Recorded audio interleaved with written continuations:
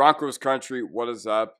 It is the Kodiak Broncos Podcast, and today I'm here to talk about 5 guys who the Broncos should cut before free agency. Hope you guys are having a great Friday. I hope your night is absolutely fantastic. I hope Miko Ranson's night is absolutely horrible. I mean, I'm kind of kidding when it comes to that. But let's talk about the Broncos and to get away from our sadness of Miko going to the Stars. So I just want to mention a couple things. First of all, leave a like if you enjoy, subscribe if you're not already. You can always wait till the end. Hopefully I'll have earned it. My comment question of the day is, what was your favorite Broncos game from 2024? Join the discussion in the comment section down below. Mine, personally, was the one against Cleveland. That was an absolute banger. I was there. I had the privilege of being there. So, yeah. Follow me on Twitter at Kodiak Broncos if you like what I have to say on here.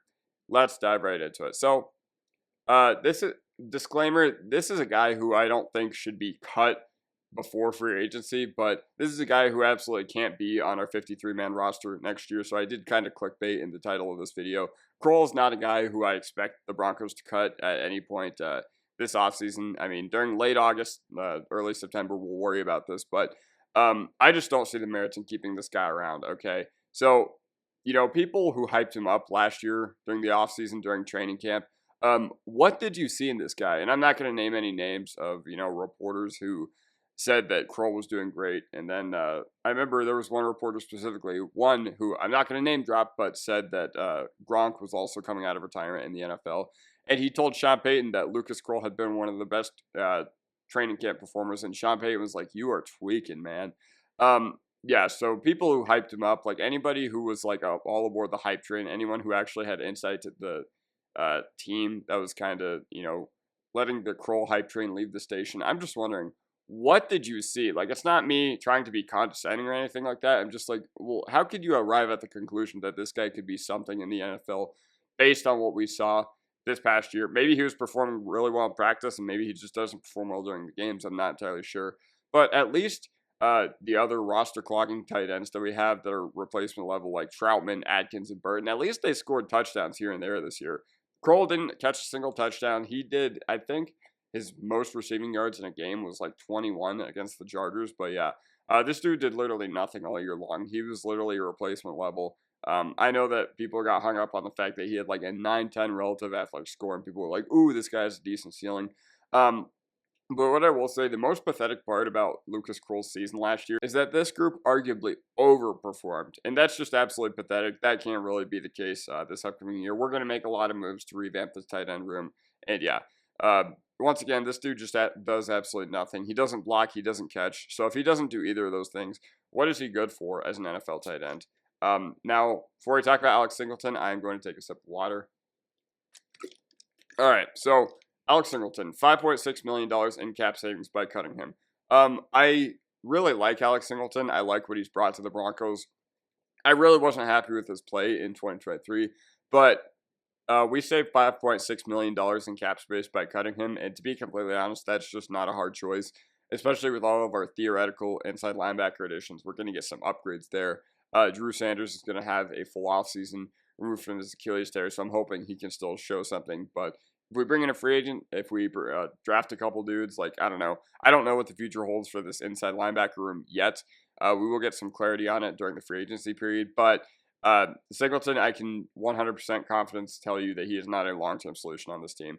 He was the 31-year-old journeyman inside linebacker coming off an ACL tear, and he was the CFL Defensive Player of the Year. That's how we ended up signing him, and I like what he had shown in 2022. He was a big reason why our defense had played so well that year, despite all the horrible performances from the offense. But Alex Singleton has way more moments behind him than in front of him. And he earned the extension that he was given by us in March 2023. But like I said, last year just really was not a fan of what he showed. In 2024, or last year is in 2023. And in 2024, I mean, he looked good in limited sample, but once again, he's just played poorly ever since. I think the good from what we saw from him, based on the limited sample, was because we upgraded the defensive line so heavily. But either way, I just don't see an avenue to Alex Singleton like being a mainstay on this team. I don't really see an avenue where it makes sense to keep him around. And we do need a replacement for his green dot role, but once again, just never a long-term dude, never a long-term solution. Maybe he can be on this roster in 2025, but the only way I see that happening is if he takes like a Tim Patrick level pay cut, where he literally signs like a vet minimum to be here. Now, it didn't work out for Patrick because we still ended up cutting him anyway, but if not, he's on a new team in 2025, and that's just the cold, hard reality of the situation. PJ Locke. So we could save $4.1 million by cutting him as well. So I must say that PJ Locke has earned his keep in the NFL. PJ Locke has definitely, outplayed what a UDFA should ever become, especially on the defensive side of the ball. But he earned his chance. He definitely earned his chance to be a starter, but he really, really, really disappointed this past year as far as his individual play. I compared to Bradley Roby like 6-7 years ago, where once Aqib Talib left and Bradley Roby got the chance to be like the every down outside corner next to Chris Harris Jr., Bradley Roby just played absolutely terribly. And PJ Locke, I just see a lot of similarities between him and Roby there. He's a valuable special teams guy. He's a valuable depth guy as well. But he was an enormous liability at key points this season. I still think that he was probably our worst player in every single one of our losses. And, going from Locke to Key did not seem like that big of a downgrade because both those guys were getting absolutely cooked all year long. But what frustrated me with PJ Locke is that, all those individual plays where he just got bodied by a running back or a tight end or anything like that, what really frustrated me about that was that it always seemed to come in our worst times. And whenever we lost a game, it seemed like PJ Locke was indisputably the worst player on the team on the field that day. I'm going to have nightmares about the Chargers game, watching him get bodied by Gus Edwards, watching him get bodied by Hassan Haskins. That's just something that can't happen if you want to keep a stronghold on a starting safety spot in the NFL. He definitely has his place in the league, like I said, just not as an every down safety. We are going to upgrade the safety room, and it is going to be substantial about what we can do with an actually good safety next to Brandon Jones. So, Damari Mathis, I believe, yes. I don't know why I looked up there. I have it in my notes. He saves us $3.3 million in cap space flat by releasing him, and he kind of got relegated to a depth role this past season. I never really saw him as a guy who could be a mainstay on this team. I never really saw him as a dude who I thought was ever going to be anything good.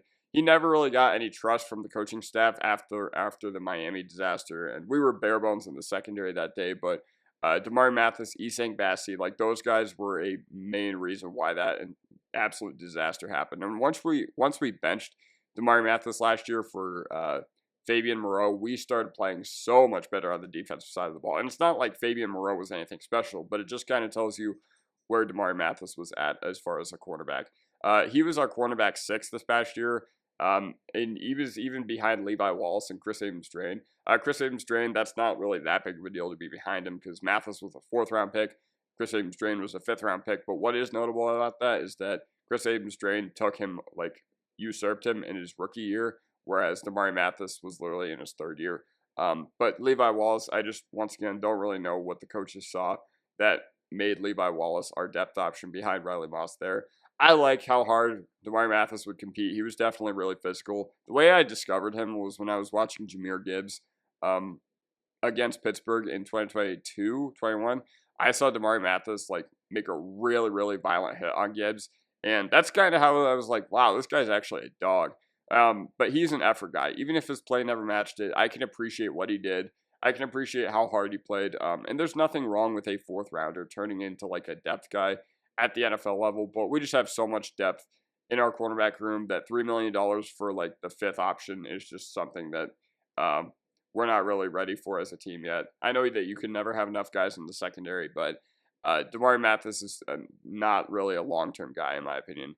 The last guy I'm going to talk about is Matt Henningsen. So to be completely honest, I forgot he was even still on the team. We saved $1 million by cutting him, and this is literally just a Lucas Kroll situation where he's kind of just a roster clogger. I would prefer to bring in someone else who actually has upside.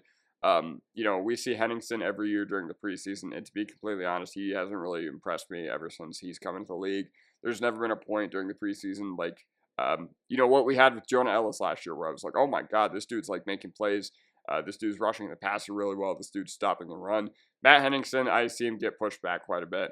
And he's just another guy who has become kind of a complete afterthought. So the Broncos investing in the defensive line, I expect them to do it heavily this upcoming offseason. Even if they don't spend a 1st-round pick, I expect them to do at least something substantial, especially because Allen is up for an extension, and, that's kind of tying back into the idea that the Broncos are going to invest in defensive line this upcoming offseason. But, even if it's not a first-round pick, I expect defensive line to still be attacked heavily. Maybe we bring in a market value dude. Maybe we bring back DJ Jones. And to be completely honest, Matt Henningsen, it's just a situation where Wazirika was playing in front of him last year, so don't really know what the future holds for him, other than the fact that it's probably not with the Denver Broncos. So yeah, that does it for me. Let me know what you guys think in the comment section down below, and I'll see you guys next time. Mile high salute. Peace.